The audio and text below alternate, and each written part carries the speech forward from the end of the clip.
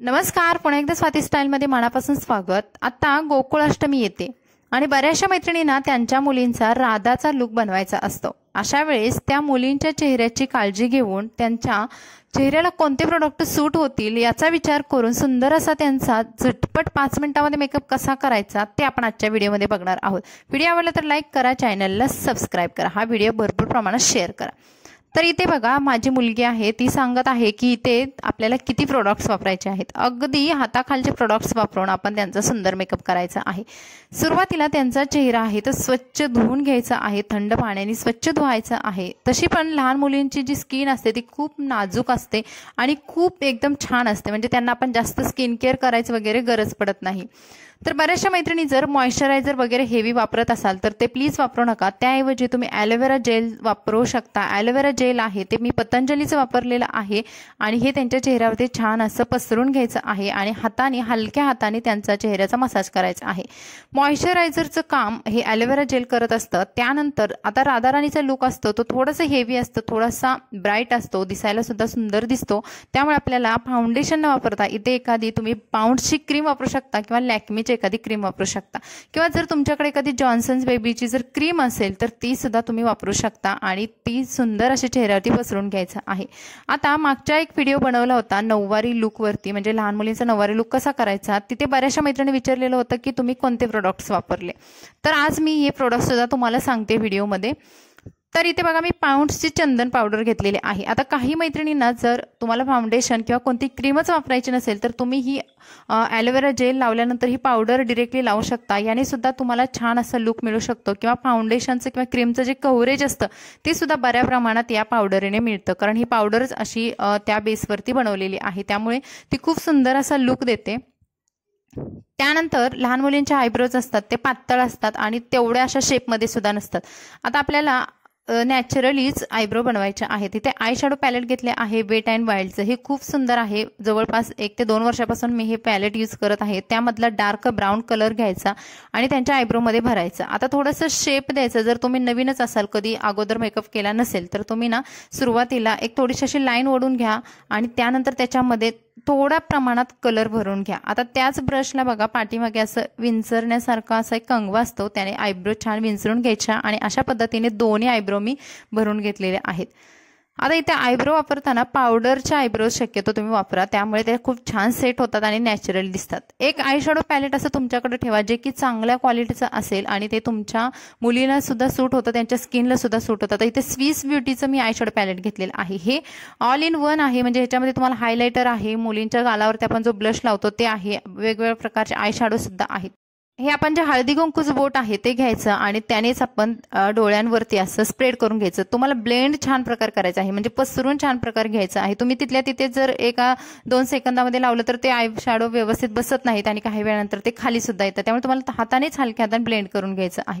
त्यानंतर लावायचं आहे आपल्याला आयलायनर। आता राधाच्या लुकमध्ये आयलायनरचं सुद्धा छान रोल आहे, कारण डोळे खूप मोठे दाखवायचे असतात आपल्याला आणि आयलायनर लावणं गरजेचं असतं। आता जर तुम्ही सुरुवातीलाच आयलायनर लावत असाल तर तुम्ही अशा पद्धतीने एक लाईन ओढून घ्या आणि त्यानंतर तुम्ही थोडंसं डार्क किंवा मोठं करू शकता। दोन्ही डोळ्यांना एकसारखं लावून घ्यायचं आहे आयलायनर। आणि इथे मी वापरलेलं आहे मेबलिनचं हे आयलायनर, हे सुद्धा खूप छान प्रकारे काम करतंय।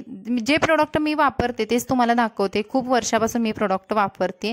त्यानंतर ब्लश सुद्धा बघा त्याच पॅलेटमधला वापरलेला आहे। असं एखादं एकच पॅलेट ठेवलं तर आपलं भरपूर ठिकाणी काम होऊन जातं आणि ब्लश सुद्धा त्यांना हसवायचं आहे आणि मग लावायचं आहे। आता आयलायनर लावल्यानंतर कमीत कमी 2 मिनिटे तरी डोळे तुम्हाला तिचे बंदच ठेवायचे आहेत, त्यामुळे तिचं ते आयलायनर पण सुकतं आणि त्याचबरोबर साईड बाय आपल्याला ब्लश किंवा हायलायटर हे लावून घ्यायचं आहे, म्हणजे आपला टाइम पण वाचतो आणि त्यांचं आयलायनर सुद्धा सुकून जातं। आता हायलायटर लावताना डोळ्यांच्या वरती, कपाळावरती, नाकावरती, ओठांच्या वरती अशा पद्धतीने जिथे आपले हायलाइट पॉइंट आहेत फेसवरचे तर तिथे लावून घ्यायचं आहे। हायलायटर अगदीच भरगच्च लावायचं नाही, थोडं थोडंसं बघा एकाच बोटाने मी लावलेलं आहे, अगदी थोडं थोडंसं लावायचं आहे आणि त्यामुळे हा मेकअप शायनिंग चमकदार दिसतो। काही वेळानंतर याचे जो ग्लो येतो मेकअपचा तर तो हायलायटरमुळे आणखी त्याच्यामध्ये भर पडते। इथे आयलायनर सुकलेलं आहे आणि मी बघा इथे तिला डोळे ओपन करायला सांगितलेले आहेत आणि अशा पद्धतीने आपला बऱ्यापैकी मेकअप सेट झालेला आहे। आता काजळ लावताना त्यांना वरती बघायला सांगायचं आहे। वरती बघितल्यामुळे काय होईल की त्यांना जास्त म्हणजे डोळ्यामध्ये काहीतरी टोचते हा फील येणार नाही आणि काजळ आपल्याला हलकंसं असं ओढून घ्यायचं आहे। त्यानंतर वापरायचं आहे लिपस्टिक. आता लिपस्टिक तुम्ही तुमच्या चॉईसनुसार वापरा, पण शक्यतो मुलींसाठी चांगली एखादी नॅचरली चांगल्या ब्रँडची लिपस्टिक घ्या, कारण लिपस्टिक ही त्यांच्या भरपूर वेळा मुलांना ओठ खायची सवय असते मुलींना आणि ती त्यांच्या आतमध्ये तोंडामध्ये जात असते. त्यामुळे लिपस्टिक वापरताना एखाद्या चांगल्या ब्रँडची वापरायची. मी बायोटेकची वापरलेली आहे आणि ते आपला पूर्ण मेकअप तिचा झालेला आहे. आता साधासा पण सुंदर दिसणारा मेकअप आपण करून घेतला. त्यानंतर करूयात हेअरस्टाईल. आता राधाराणीच्या हेअरस्टाईलमध्ये लांब वेणी किंवा 2 लांब वेण्या हा लुक आहे. हा स्पेशली लुक बनवण्यासाठी आपल्याला एखादं गंगावण म्हणजे जे आपलं विग असतात, डुप्लिकेट केस असतात लांब, ते आणायचं आहे. जर तुमच्या मुलीचे तेवढे लांब असेल तर ठीक आहे, पण शक्यतो मुलींचे तेवढे लांब केस नसतात, त्यामुळे आपल्याला ते आणावंच लागतं. पाठीमागचे सर्व केस आहेत ते छान असे मी विंचरून घेतले आणि एक पोणी बांधून घेणार आहे. पोणी बांधताना जे बाकीचे केस आहेत ते तिथेच आपल्याला गुंडाळून घ्यायचे आहेत किंवा तिथेच असे रोल करून वगैरे क्लिप लावून घ्यायचे आहेत. आणि समोर थोडेसे असे जे ट्विस्ट द्यायचं आहे केसांना, म्हणजे समोरचा लुक थोडा वेगळा दिसावा, कारण आपण इथं पुढे बिंदी घालणार आहोत. त्यामुळे समोरचा लुक थोडा वेगळा दिसण्यासाठी मी थोडेसे 2 रोल केले आणि तिथेच पिनने सिक्युअर केले.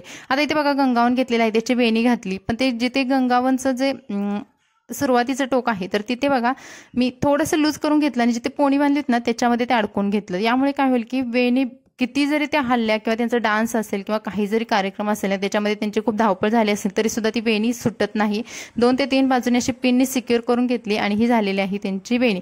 बाजूचे केस आहेत जे की छोटे छोटे उरलेले आहेत त्यांना सुद्धा असे पिन्स लावून घ्यायचे 1-2 ठिकाणी. आणि कधी कधी मुलींची चिडचिड पण होते, कारण त्यांना बराच वेळ अशी बसायची वगैरे सवय नसते, तर आपण थोडंसं त्यांना समजुतीने किंवा थोडंसं त्यांना हसवत खेळवत त्यांचा मेकअप करून घ्यायचा आहे. त्यानंतर ज्वेलरी मी घालणार आहे. त्यांचा जो लुक असतो मळवटचा, तर मळवट आपण कधी कधी जे कलरनी किंवा गंधाने लावतो तर तो फसकटला तर पूर्ण लुक खराब होतो. त्याऐवजी तुम्ही टिकल्या अशा छोट्या छोट्या सगळ्या बघा टिकल्या मी गॅप सोडून लावलेल्या आहेत आणि पूर्ण तिची ज्वेलरी घातलेली आहे.